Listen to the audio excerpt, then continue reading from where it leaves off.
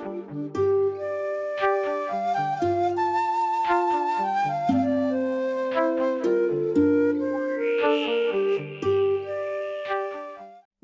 সুপ্রভাত। আপনারা দেখছেন নিউজ লাইভ বাংলায় প্রভাতের আলোর অনুষ্ঠান। আপনাদের সঙ্গে আমি স্বর্ণালী। আজ সকালটা আমরা শুরু করব সদ্গুরুর ভক্তিগাথা দিয়ে। নমস্কার সদ্গুরু। আপনি সব সময় বলেন কিভাবে মানুষের আমি জানতে চাই কি গুণ থাকলে বা একজন মানুষ কি করলে সে চরম তীব্র থাকা এবং একই সঙ্গে চরম বিশ্রামে থাকা, একই সঙ্গে এই দুটো অবস্থায় থাকাটা বজায় রাখতে পারে। এই প্রশ্নটা আসছে একটা খুব গোড়ার ভুল বোঝাবুঝি থেকে। এটা সবারই হচ্ছে। এই মুহূর্তে বেশিরভাগ মানুষই এই রকম। আমি আপনাকে তীব্র হতে বললে আপনি উত্তেজিত হয়ে যান। যদি আপনাকে বিশ্রাম করতে বলি আপনি অলস হয়ে যান। উত্তেজনা আর আলসেমিতে আপনার অনুভব করার ক্ষমতা অনেকটাই কমে যায়, তাই নয় কি? হ্যাঁ কি না? যখন আপনি উত্তেজিত তখন চোখের সামনের জিনিসটাও দেখতে পান না, আর যখন অলস অবস্থায় থাকেন তখনও দেখতে পান না। কিন্তু তীব্র হয়েও বিশ্রামে থাকা, এটাই পথ। একটু আগেই সুভিক্ষা এই প্রশ্নটা করল, সাপের প্রতীক কেন? একটা কোবরা সাপের সাথে যদি কিছুটা সময় কাটান আপনি দেখবেন সে সবসময় তীব্র অথচ বিশ্রামে। সব সময় অত্যন্ত তীব্র অথচ বিশ্রামে। শুধু জীবন বিপদে পড়লে তখন হয়তো একটু উত্তেজিত হয়।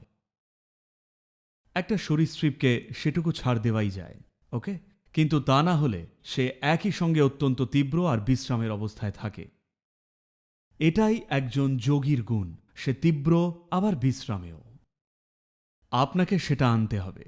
সেটা আনতে হবে মানে বলছি, যা কিছুই আপনাকে শেখানো হচ্ছে, সাধনা যাই হোক, সাধনাটা যত সরলই লাগুক, মন প্রাণ দিয়ে করলে একটা স্তরে এটা আপনার মধ্যে সেটাই নিয়ে আসছে। আপনার শক্তির তীব্রতাকে ধীরে ধীরে বাড়ানো হচ্ছে।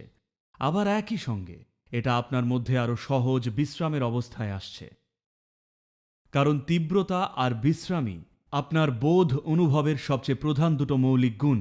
বারবার বোধ আর অনুভবের কথা বলছি কারণ শুধু যা দেখেন আর অনুভব করেন সেটাই জানেন, বাকি সবই অর্থহীন। আপনি এটা সেটা বিশ্বাস করতেই পারেন, কিন্তু আখেরে যা নিজে অনুভব করেন সেটাই জানেন, ঠিক? অন্তত আপনার জানা উচিত কখন আপনি বিপদে পড়ছেন।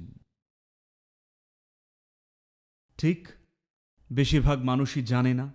বেশিরভাগ মানুষই জানে না কখন তারা সমস্যায় পড়ছে। তারা ভাবে শুধু জীবনের পরিস্থিতিগুলোই সমস্যার হয়। জীবনের পরিস্থিতি শুধু পরিস্থিতি। কিছু পরিস্থিতি সামলাতে জানি, কিছু সামলাতে জানি না। কিছু ভালোভাবে সামলাই, কিছু কাঁচা হাতে সামলাই। যা হোক কিছু করি। কিন্তু যদি না জানেন কিভাবে এইটা আর এইটাকে সামলাতে হয়, আসল বিপদে আপনি তখনই। কিন্তু বেশিরভাগ মানুষ সেটা বোঝে না। একটা ঘটনা বলি। একজন মিশনারি আফ্রিকার একটা খুবই দুর্গম অঞ্চলে গেছিলেন ৩০০ বছর আগে।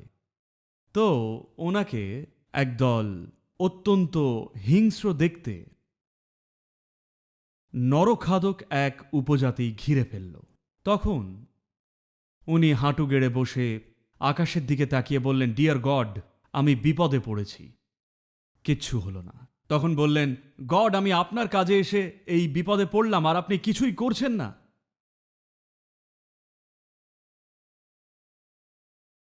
তখন গড বললেন, না, তুমি বিপদে পড়োনি। একটা কাজ করো, তোমার সামনে ওই যে পাথরটা আছে ওটা তুলে নরখাদক নেতার মাথাটা ফাটিয়ে দাও। সে গডের কথায় উদ্বুদ্ধ হয়ে পাথরটা তুলে নরখাদক নেতার মাথাটা ফাটিয়ে দিল। তখন গড বললেন, ওকে, এইবার তুমি সত্যিই বিপদে।